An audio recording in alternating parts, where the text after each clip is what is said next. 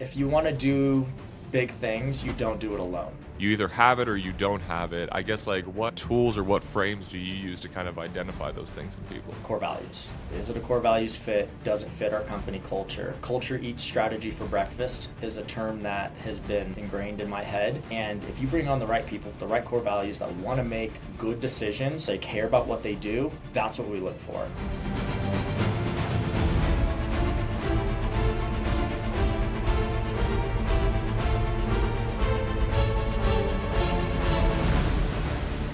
You guys are watching another episode of Unconventional Materials, and on this episode I am joined by Bryan Eberson from Eberson Construction out in northern Arizona. Bryan is going to share his story of how he got started in this industry, where he is currently, and where he's taking his company in the near future.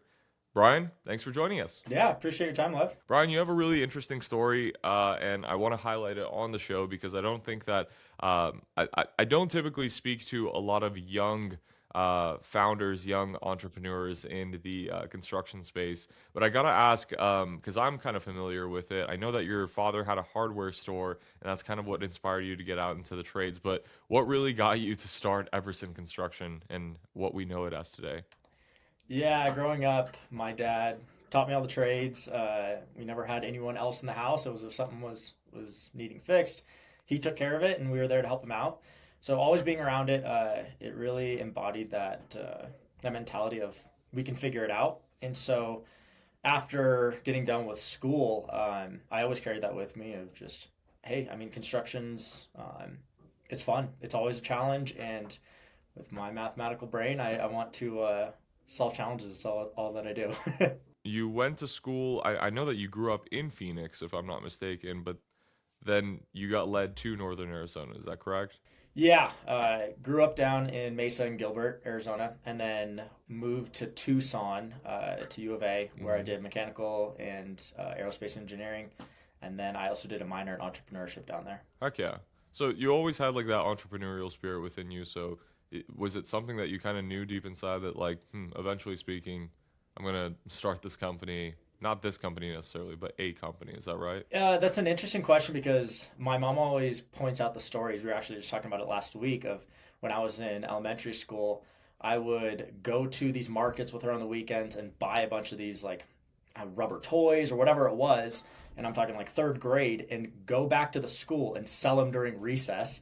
And she's like, I always had this sensation that you were going to do your own thing. And then when I went to school and got this great degree, it was like, okay, is that what I really want to be doing? And so I, looking back now, see why I started this business. I guess it's always been in me. Both my parents were great examples of business owners. And so growing up around that, it was always a little thing in the back of my head that I knew I had to follow. I think that my first experience of you was that you have a calm, cool, and collected demeanor. And I imagine that that demeanor shows up in how you lead a team of what I think is 21 or 23 people. So I guess like I'll ask like the high level question, we can zoom in a little bit more. How the heck did you get to a team of 20 plus people in such a short period of time? I think the last 3 years, right? Yeah, the short answer to that is if you want to do big things, you don't do it alone. You got to surround yourself with other people who have that same vision. And so being the visionary of the company, I see this great space that we can go to.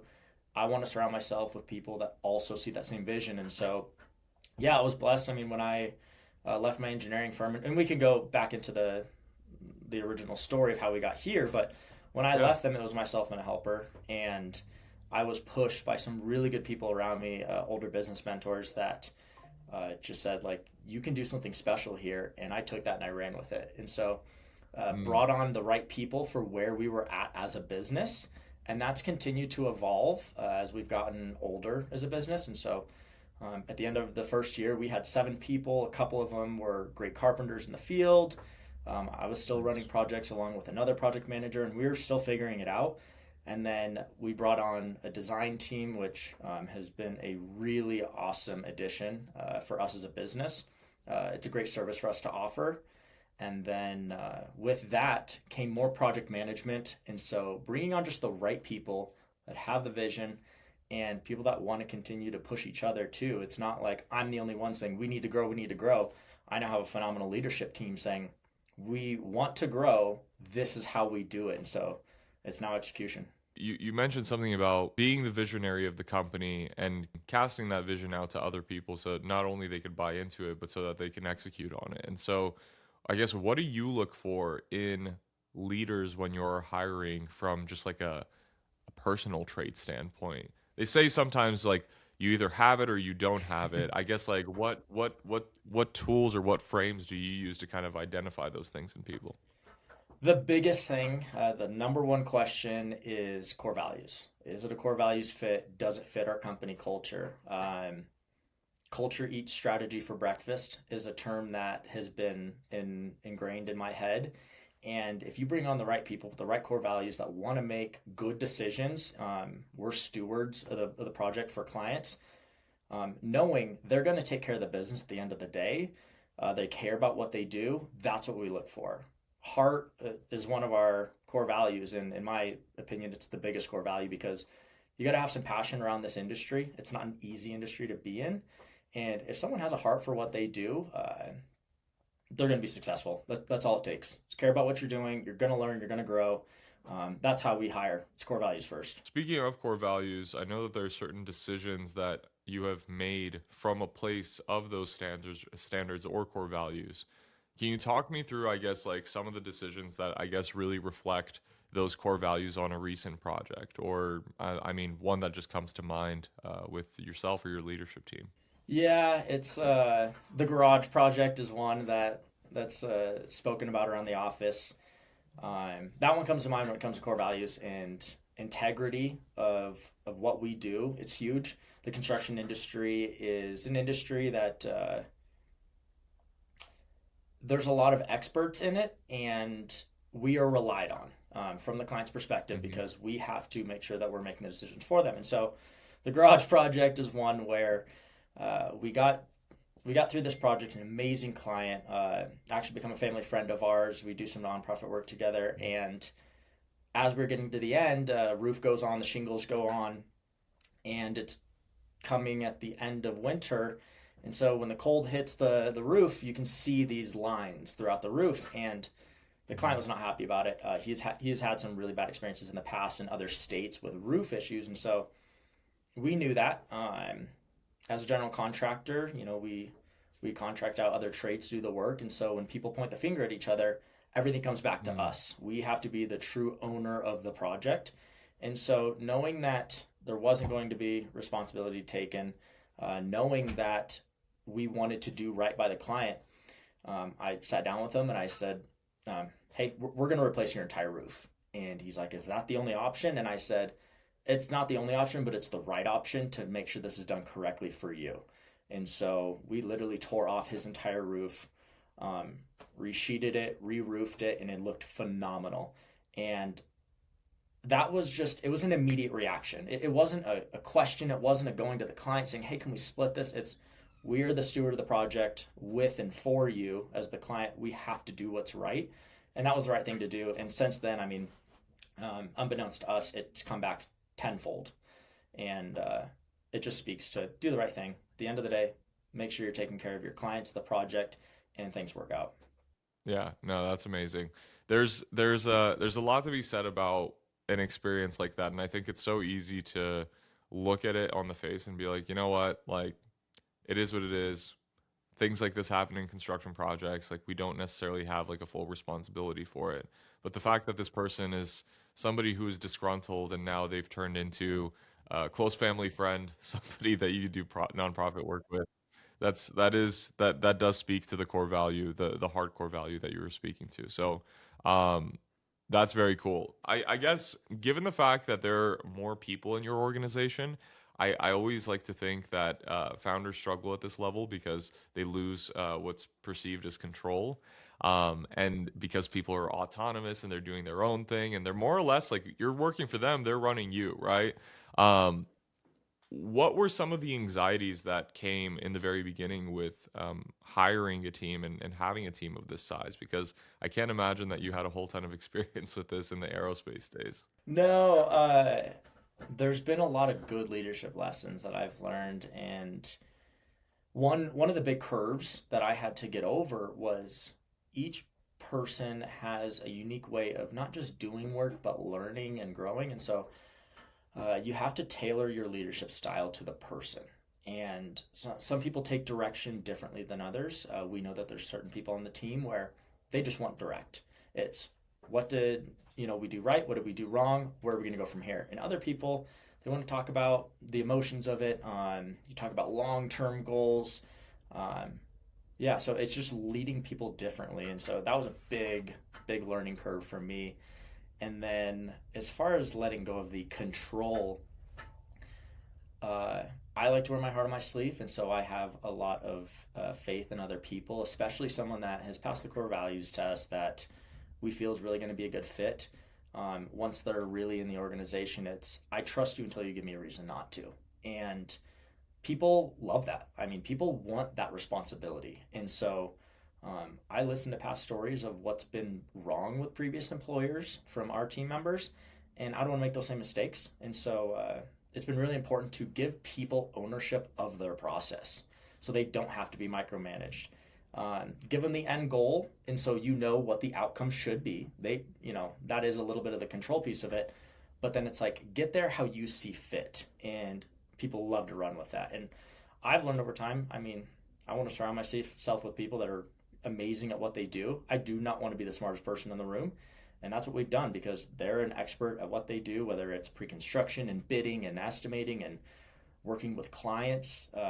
That's their specialty, so let them run with it. They're going to do better at it than me, having all the control. Yeah, yeah, most definitely.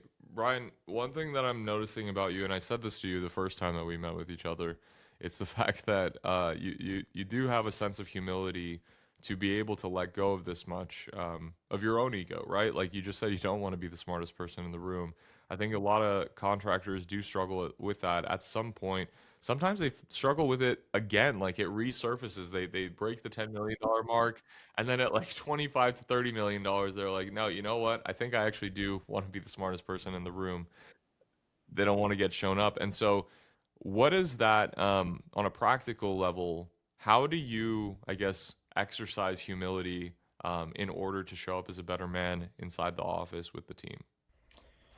Uh, I'll put it back to my faith.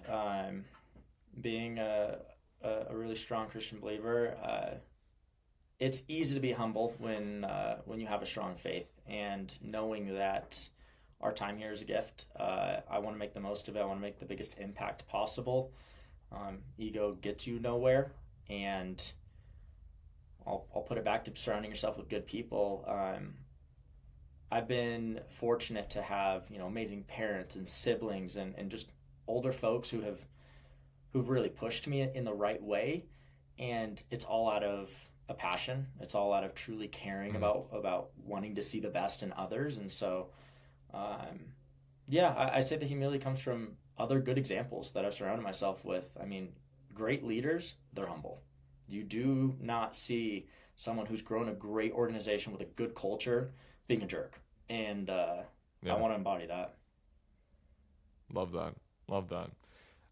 Given the fact that the company is the size that it is now, I'm sure you're always thinking about, and as we move into 2026, you're always thinking about, okay, how can this thing get better?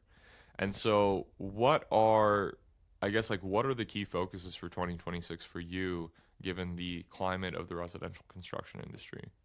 Yeah, our big focus next year is so we're at the end of the year. We're doing a ton of next year look ahead, and our big focus next year is refinement. We have built an Mm, amazing team. We have some really good processes in place, and it's not just a matter of doing our job anymore. We provide a service that you need to go above and beyond. Uh, we have to impress, and our team, again, having that hardcore value, they want to, and so we're going to focus on that. It's not just a matter of doing the little things, it's doing the little things really well and tailored to the individual client. So if someone has a specific need, we're meeting that. yeah. I always like to say that contractors who show up with that level of, I guess, enthusiasm to raise the standard, raise the bar, um, they also find themselves with, whether you like it or not. I like to say that these contractors have really good taste, Mhm. right? And there are trade partners or people in the industry who also pride themselves in the taste that they have, and oftentimes that is designers and architects. Hmm. And so I'm very curious how your internal standard for Eberson and for the team at Eberson has attracted or I guess created a smoother path in working with designers and architects. Can you talk me through, I guess, like some of the first few relationships and where you guys are at now? Yeah. Uh, the only way that a project is successful is if the architect, the designer, the builder, and the homeowner are on the same team. The way I heard it best put was the project is the quote unquote enemy, and that enemy will always fight you. So we have to be a really good team as the design build team to make sure that we're on the same side. But um, it also comes down to doing cool stuff. We get to work with some Mm. amazing clients, do awesome projects, and that attracts other great clients and great projects. And so we've been able to partner with some of Arizona's best architects on whether it be a home build, whether it be additions and remodels. We're really fortunate to work on some of the most amazing homes in northern Arizona, and we can't do it without those architects and designers really having that vision. And we just got to knock it out of the park. It's about execution, and so as long as they know that we are in it to make their design actually come to life, that's what matters. I love that. There's a if there was a homeowner who was watching this podcast episode and they were like, okay, Brian's talking the good talk. He collaborates with the architects, the designers, and all that stuff. But what's something that he's really proud of? Because this guy's sitting here, he's modest, he's humble, he's got a great team. What's a project that he's super proud of at this point in his career? Oh, right now we're working on a really cool key. We have a couple of awesome keystone projects, and I say that as just projects that really push us. We're Yeah. doing a really cool hillside project in one of the gated communities, Flagstaff Ranch, right now. That it is technically difficult. It is just site condition difficult, and it's been a lot of fun because getting up to a point where we're building this a beautiful second home for a really good family down in the valley. It's taken a lot, and I will never forget the day that we got off the call. We were interviewing with the client, and we were going through the conversation, and it was myself and I think there was about four of us sitting around the table, and the wife called out. She's like, "You have a couple females on your team," and I'm like, "Oh yeah, we do. Like we can't do it without them." And she was such a big fan of that. She's like, "That's really cool. You have females in the industry." And we kept going through the conversation, talking about how the project's going to go, and we got to a point where she's like, "Okay, you're building this house," and I was like, "Awesome, let's do it." Like and like everyone looked around the table like that went really well, and so we hung up with the call. And I remember turning over to our construction manager and design manager, and like we literally just shook hands and was like, "This is why we do this. Like it's to do awesome projects like this. Like this is exciting and invigorating for the team." And so yeah, it's a really cool project. It's our Valor Ridge project that we've been showcasing. We're digging out, I mean, over 15 foot of a hillside to make this amazing driveway that comes down to the house that overlooks an amazing view on the backside of it. So it's a really cool project. I'm super excited to see it come to life, and um, yeah, it's gonna be a ride. It's a long one. That's super exciting. You guys, if you want to see the live updates of the project, I know that Brian has posted. You guys have posted some pictures, right? Some pictures, some videos Yeah, from the progress yeah, of the lots of project, great right? drone shots, lots of great photos. Yeah, we're trying to really capture this project from beginning all the way to end. Yeah, no, and you guys have done a phenomenal job. I guess with a project of this size, it obviously comes with a lot of responsibility. So, Brian, what are the difference in responsibilities on a new construction job like this versus, even I'll say like a higher end remodel job? There's a reason that we do new construction and remodels, and that's to serve different needs in the community. It's a big piece of responsibility to run a project when it surpasses a couple $1 million of a build. I don't want to say one project is more important than the other. At the end of the day, we need to give clients a good experience, but a small mistake on a project like this across 7,000 square foot, it's a really big deal. And so in construction, it's all risk management. That is all that we are doing. We are making sure things aren't just safe, but the project is going smoothly. And you have to mitigate every risk possible. And all that takes is just in depth knowledge of the plans, going through it with the team, going through it with trade partners. The project manager for this project has just gone above and beyond to make sure every single I is dotted, T is crossed. And so you just have to keep leveling up. That's all it takes. Small mistakes are a very big deal when you do large projects. Yeah. Is there a piece of feedback that you could give yourself 12 months ago, from all the learnings that you've had over these last 12 months? What would that be? Oh, plan. It's all in the pre-construction. You cannot know those plans well enough. Building it in your head is much easier than actually building it in the field. And so, as we go through pre-construction, it was a huge emphasis for us this year. I wish we would have even done more work on it in previous years, but it's easier to make changes on a set of drawings than it is out there in the field with a hammer. And so my advice to myself is continue to plan in pre-construction and foresee anything that can come up on the job site, because it's just so much easier when you're sitting in an office as opposed to out there on the job. What what is the flow typically? Because I think that a lot of guys would benefit from hearing from other contractors of your size, Brian.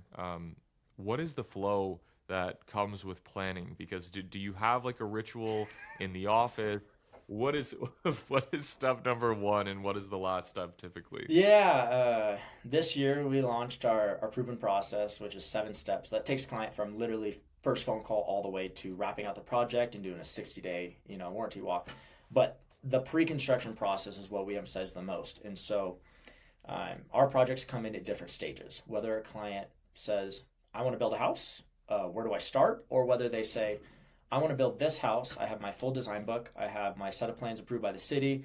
We're ready to roll. And so you have to take it and run with it with where it's at. Obviously, the earlier the better for us as a contractor, because we're able to have those conversations with architects, designers, even city planning, to making sure that we're designing the project the right way. But it entails, let's take it from the beginning, um, getting a good architect on board, getting a good designer on board, and making sure that our team is solid. And then from there, walking the client through every step and making sure they're comfortable with the decisions being made, not just monetarily, but for the future of their family. Because we don't want to build a house for where our family's at right now if the kids are going to move out in 3 years. We have to plan for those things.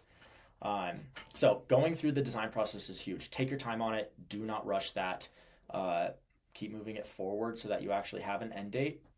And then from there, working with different trade partners to make sure that everyone's on the same page. They understand what that house is going to look like, what the design intent is. So I would say design, getting trade partners on board, going through the bidding and scheduling phase where we're building out their full budget, building out the schedule in depth. And then once we have that, we have the project ready. Now at that point, this project manager who's led the pre-con phase has built that house 10 times over in their head.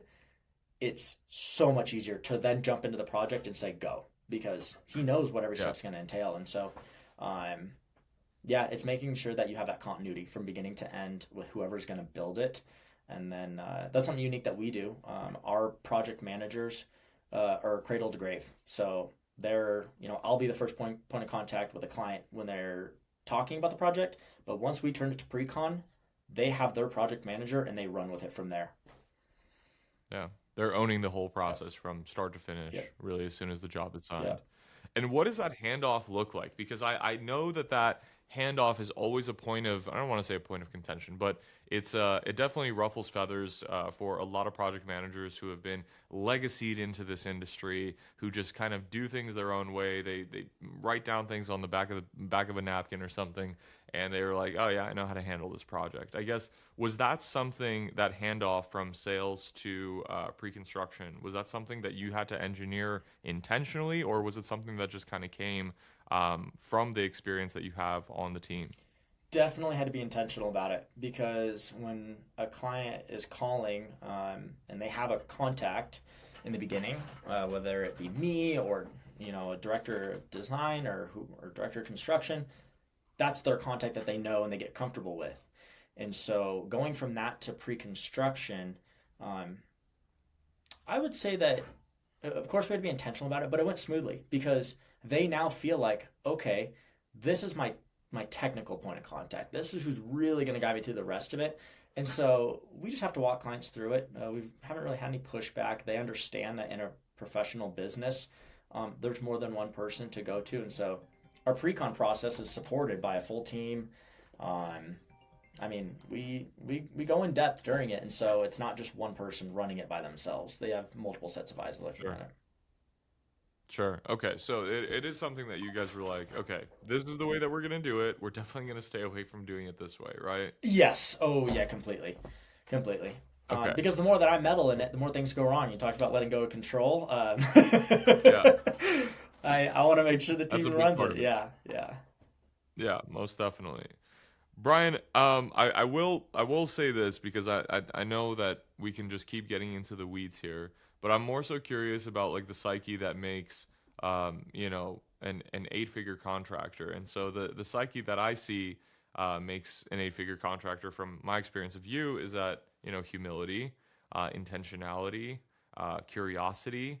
And you mentioned the word heart as a core value, but wearing your heart on your sleeve and choosing to live from here rather than being this like super analytical guy that doesn't genuinely care about the person that you're serving. I gotta ask you about influences. Like, who has influenced you up to this point in your career, both professionally and personally, to take the strides that you've made? I've had a lot of great influences in my life. I've been fortunate to be surrounded by good people. The first people that come to my mind are my family. My parents showed me what it's like to run a small business and to treat employees really, really well. My brothers always pushed me to go further and kind of asked me, hey, what's next? What can you do better? And then my sister's always been there as a guiding light to just continue to keep kindness at the forefront of everything. So in the decision that I make, and kind of goes back to that story that I said about the roof, do the right thing. She's been a big influence on that. And then of course my wife, who's just a rock in my life, super supportive and has always been there for me and encouraged me. So yeah, yeah. I mean, my family's the first one to come to mind, and then I've had great business influences. Right now, our EOS implementer, he's been huge, and then I've had a really really influential business coach who brought me up to this point. And yeah, I've just been really really blessed with great people that surround me, and I try and pick the good out of everyone, and always see the silver lining to every conversation, and pick apart the information that people want to give me. What is the consumption pattern of a Bryan Eberson? Like, what the heck does he listen to? What, like, do you go on runs? Do you work out when you are doing these things? Like, what's consuming your mind that enables you to make higher leverage decisions throughout the day to day? Ask my wife that question.